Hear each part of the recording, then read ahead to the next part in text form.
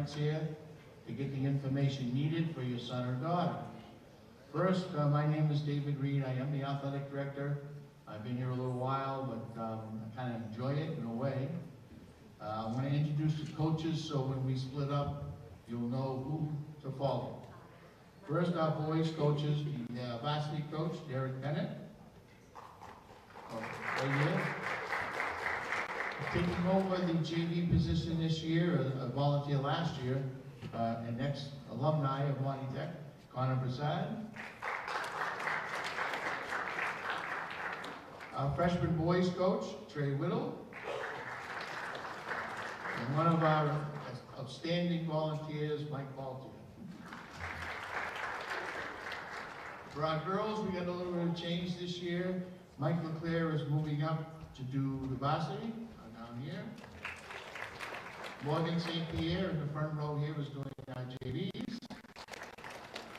And Romano Johnson is doing our freshmen. We're bringing that back.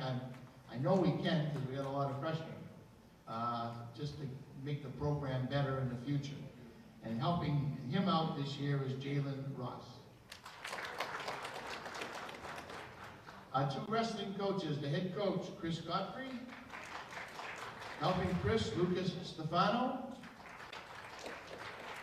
And I haven't seen them, but I know they're supposed to be coming. Our two cheerleading coaches, Abigail LeClaire Higgins and Yolanda Bosworth Dorian. Are you here? I don't see them yet. All right. Hockey this year is a change. Monty Tech is the host of our co-op ice hockey program. And we've hired the coaches this year, and we're looking to get off and running and have a great season.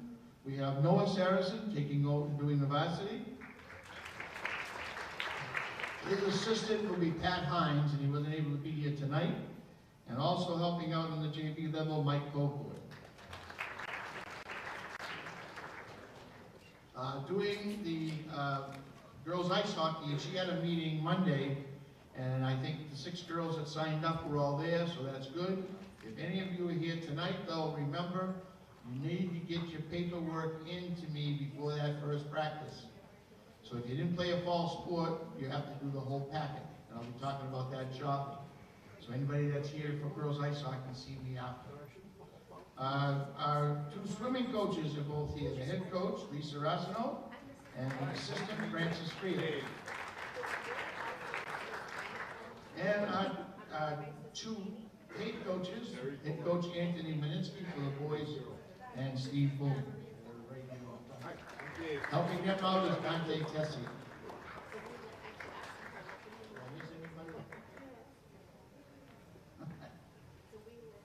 So what I want to tell you tonight is basically quick information, and then we'll split up, and you can get the pertinent information you need each of the coaches on days of practice, what you're going to need, how they're going to conduct tryouts, if they have to cut, and all that. If you have paperwork with you tonight, over to my left, your right, there's boxes with sports names on them. Just drop it off in there, and we'll be all set. And before we go to the descriptions I have, I want you to understand, if you play a fall sport, you need 1 sheet of paper.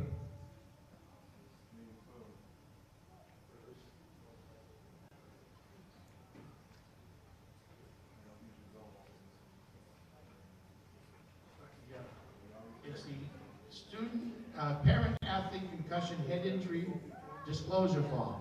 This is just to let us know, because you played a sport already, if you've had any concussions during that season. You already turned in everything else, so this is the only thing we need. If you have not played a sport, when you split up, stop down here, and Mrs.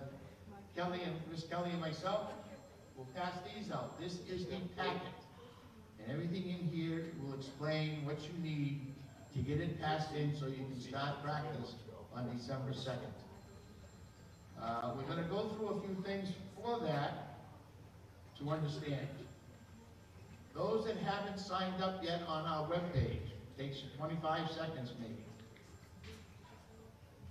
You go to our homepage, and on the right-hand side, now if you do it on your phone, you got to turn your phone or ask it to expand. I'm not sure what that means, but I know sometimes you don't see it. But if you're on your laptop, your Chromebook, or a home computer, it's on the right-hand side.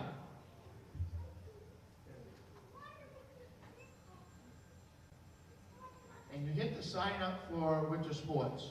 And if you just follow through in the email, your last name, your first name, what else is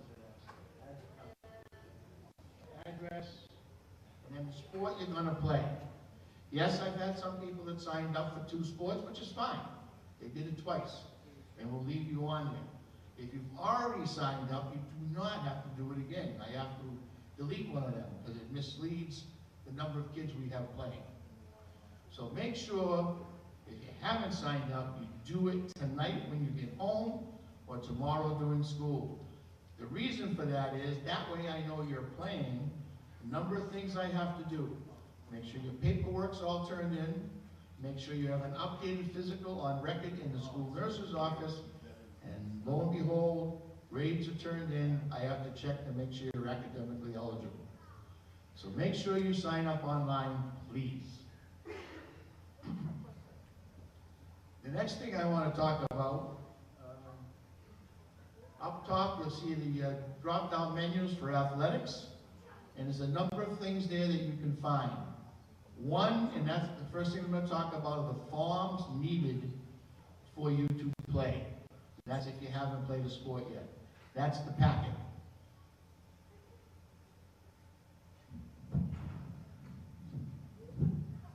So just go to the forms needed. And it should open up. Oh, they're on the left. The first one is the Student Parental Participation Agreement. Want to get that? This one, you and your parents sign it. And, you know, it would be nice if you did read it, because a lot of kids don't understand. Once you get a uniform, you're responsible for it. Not only to return it, but to return it pretty much in the condition that you got it. Because otherwise you could be held to be able to pay for it. So make sure you take care of that. Next form, the clearance for practice emergency information. If on the packet, it's a hard card, which lasts a lot longer. On the back of the card is the emergency information, which is on the bottom of this page, and on the top is just your name and the sport you're going to play. On this, very important that you fill in the emergency information as completely and as neatly as possible. We do a lot of traveling with our league. We're in Framingham, we're in Charlton, we're in Upton. So if your son or daughter were to get hurt, the coaches will have these to give to the trainer or EMT or wherever they have to call to treat them. And this way they can get the help they needed for injuries. So please make sure you take the time to fill that out. Next form is the, if you're going to do a physical here at school, you'll need this form. We also have some down in my office. It's just a questionnaire, and I don't know when those are yet. The school doctor hasn't told me what Mondays he's coming, but he'll be here 2 of the next 3 Mondays, and I just don't know which 2. It'll be announced in the cafeteria, and the principal will also send it out on a school conference call. You know, if they're going to do that, you can sign up with me tonight saying you need a school physical, and once I go, I'll let you know when it is. That's just the health record, you don't need that. The concussion disclosure form, as I just said, in the packet there is one, because this will tell us if you've had a concussion ever. As you know, nowadays, the first, second, third concussions can be much different, and one is more severe than the other. And they're very serious. On a course that you're going to take, but do that, fill it out if you know, then the next thing is the courses, I think. No, not on this, the next page. Yeah, go to that. Now this is the opiate one, as it says, Governor Baker came out with this back in 2016 about the opiate dilemma that we're having around the state of Massachusetts and in the country. It just tells you that you understand there are some pamphlets you can get. If you think someone's having a problem, where to go, how to take care of it. But we want our student athletes to be 100% into their sport, not just the season, all year. You want to be 100% an athlete, not 10%. Now, at the bottom, if we go back to that page, go down to the bottom, I think. No, yeah, go on to the bottom of that page. And you'll see this, concussion courses. Hit that and it takes you right to where you have to go. I'm not going to have her sign in too much here, but if you're new, freshman or a transfer, you need to get a username and a password. Now, if you're a freshman, write it down someplace. You're going to use it all 4 years that you're here. This concussion courses, unfortunately, have to be done every school year. Not every sport, but every school year. So it'll ask you that. Now, there's 2 courses. Whoops. Go down a little further, I think it talks about them. Hold it. Where are they?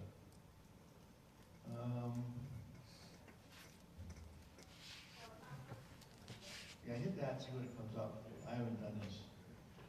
Well, what you're looking for, there are 2 courses, and you'll find it on this page. One is a concussion course for students.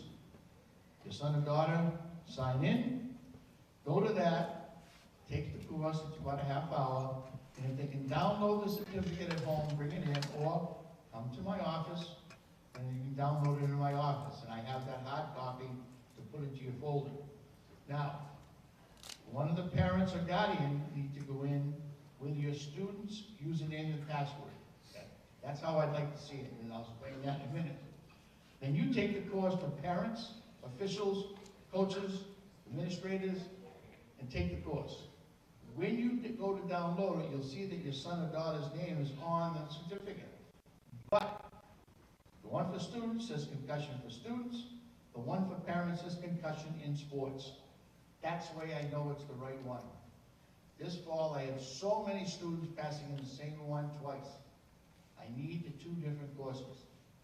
It's a good thing for you to look at, so if your son or daughter comes home and they're complaining of headaches, the TV's bothering them, their eyes are really hurting, or whatever, and you may have to check them to make sure they stay awake for a while, they could have got a concussion and didn't know it at school.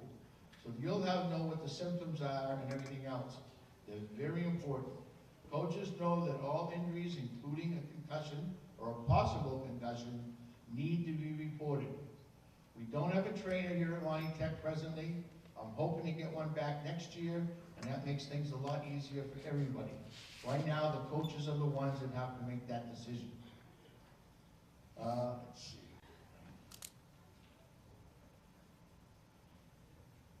So that's the forms needed to play. If you have any questions, feel free to ask me before you leave tonight.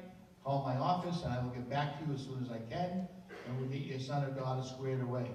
Everything has to be in before, and I'm going to say December 1st, that Sunday, because I don't want 100 kids bringing in paperwork the first day of practice. There's no way I can process that. So whatever day they bring it in after December 2nd or December 2nd on, they'd probably be able to practice the next day. Nobody can practice without all their forms in, without a physical, until it's done. So don't wait till the last minute. Get things done.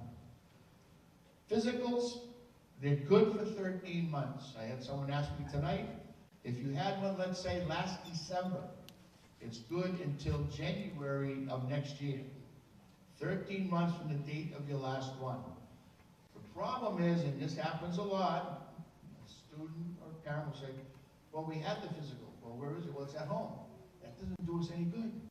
We need it to be on record in the nurse's office. But to make things a lot easier for everybody, when you bring it in, bring it to my office, I record it and then bring them all to the nurse's office. That way, right away, you're all set. So make sure those physicals get done and passed in. The age thing is something the NYA talks about a lot.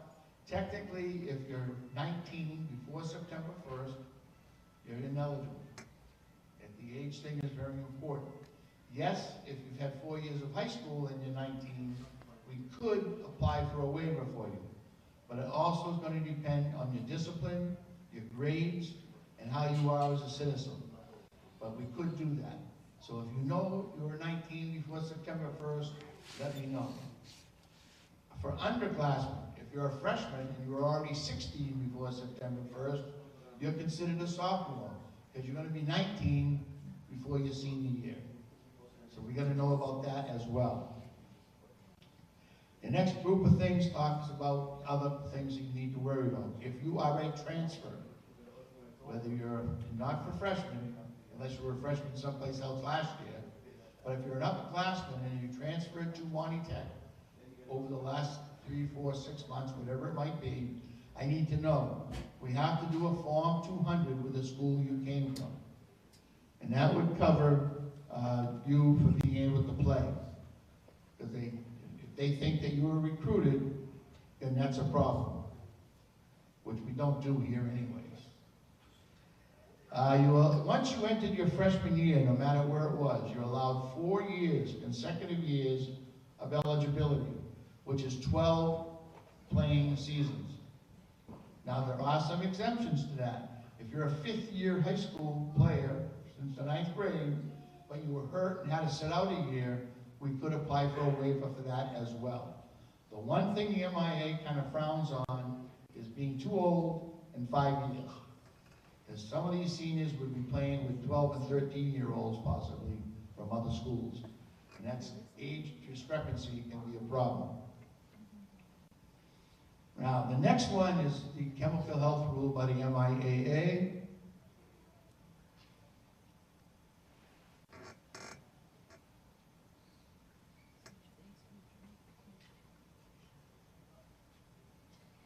And just to be clear, I'll kind of read a few passages of it. Once you enter Monty Tech and go out for a sport for the first time, Monty Tech rule is you are covered 24 hours a day, 365 days a year.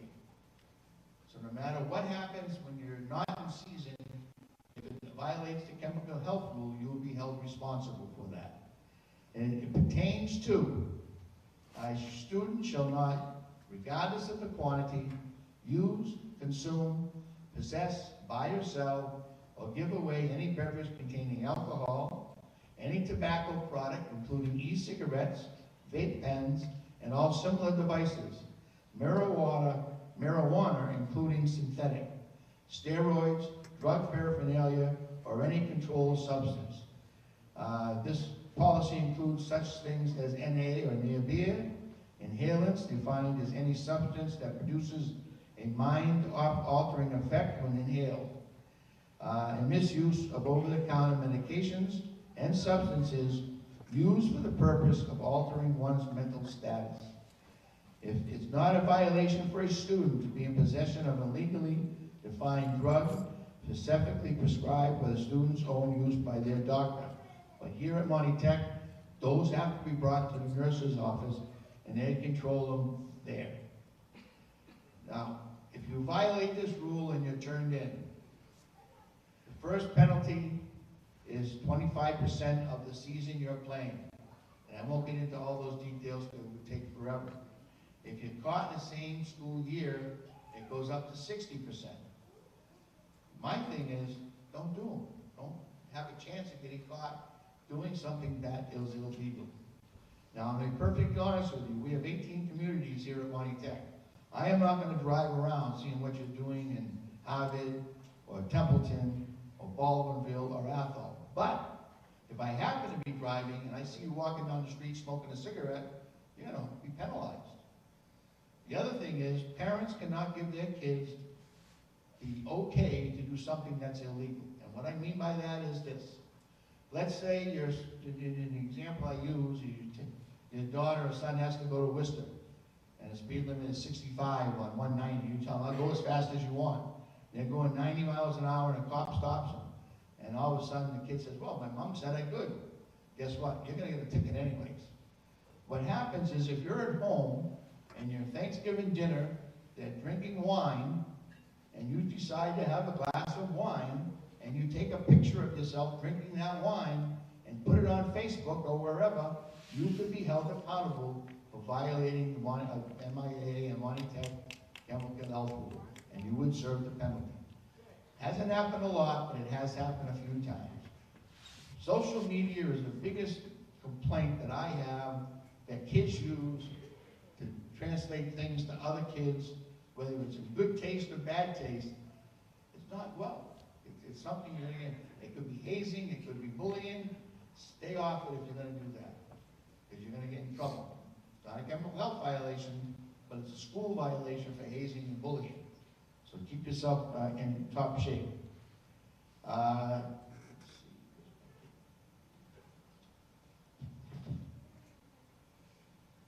Now, because we just finished the first quarter, the only team still left playing is football, so I gotta check their grades real quick.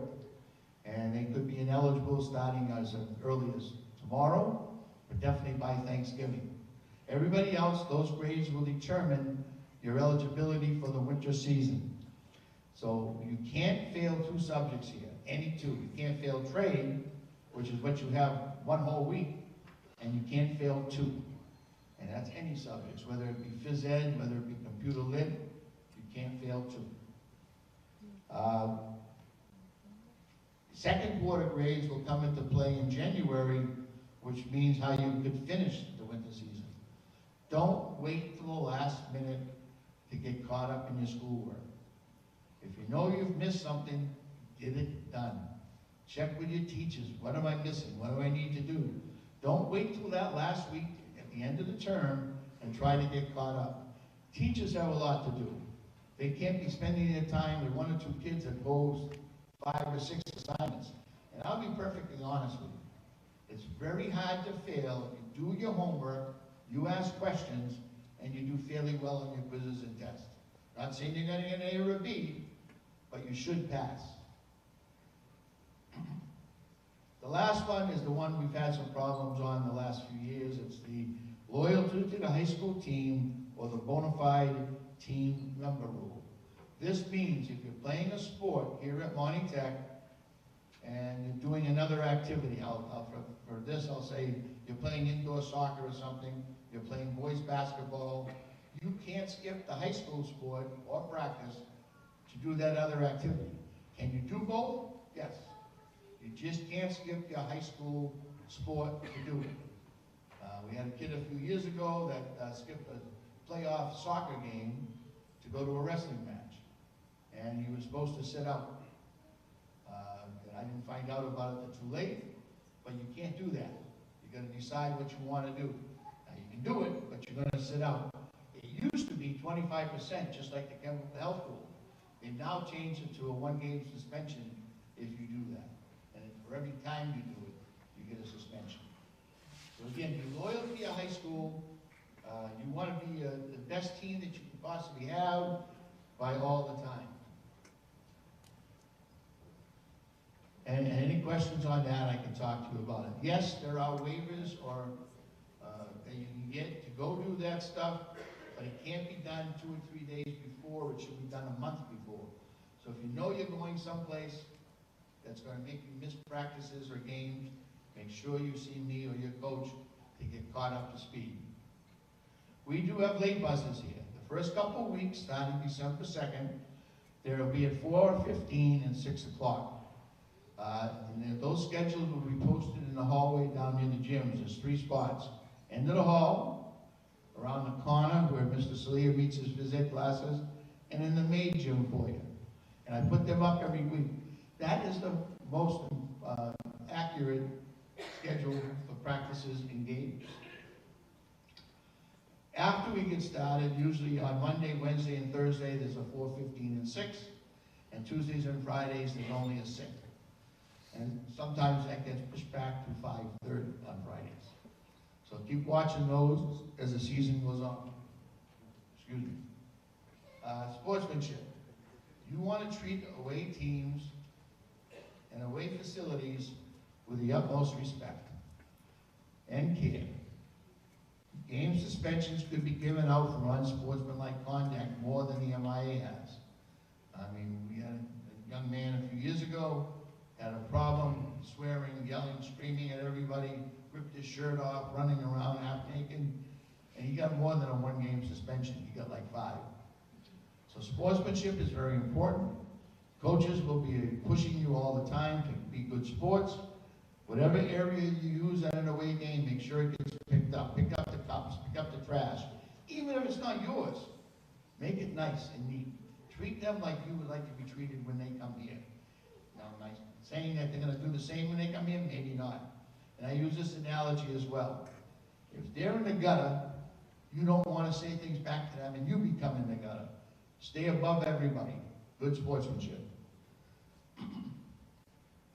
Mouthpieces are still required, I believe, for ice hockey, and they're optional for basketball and wrestling. They are good to have, and I hate to tell you, teeth are very expensive. You get an elbow in the mouth and you lose a few teeth, it's going to cost your parents a lot of money. Now, there are some sports that are allowing jewelry to be worn during the sport. But my feeling is we're going to give you a locker with a lock. Lock up your valuables. Don't leave the lock on and unlocked.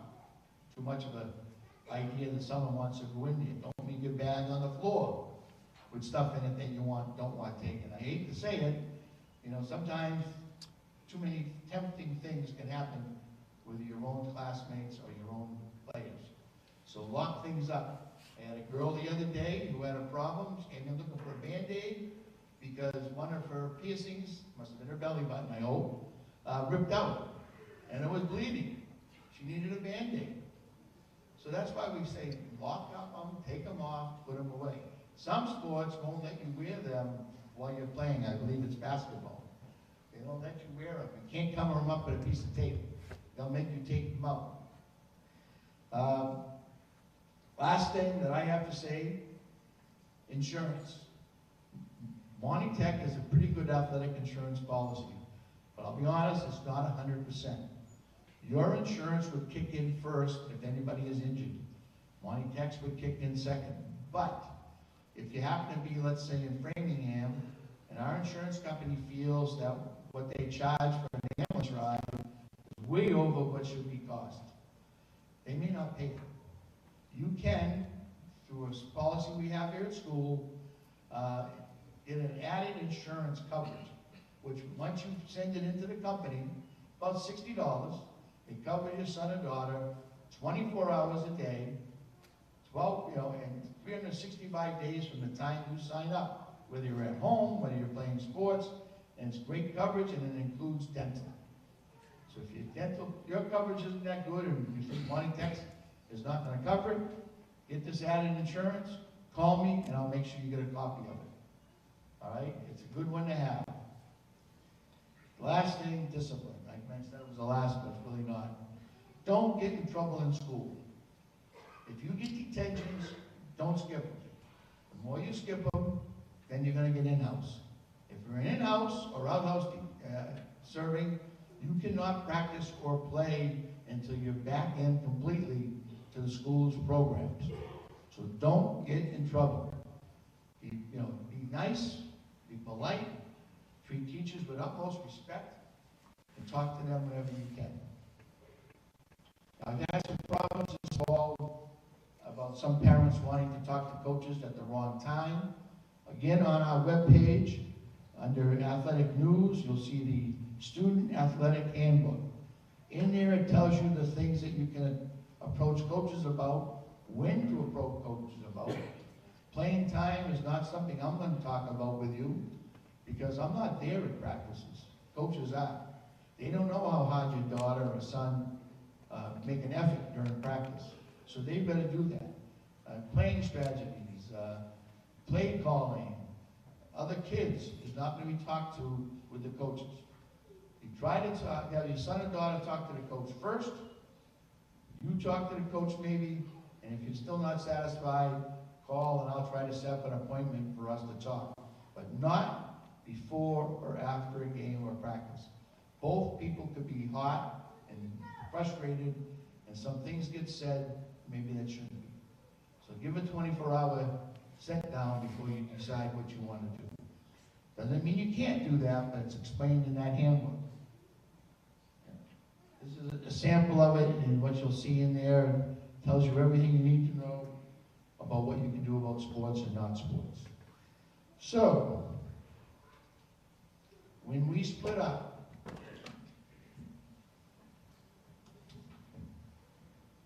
before we do, remember, boys basketball, you're going to be going up to my left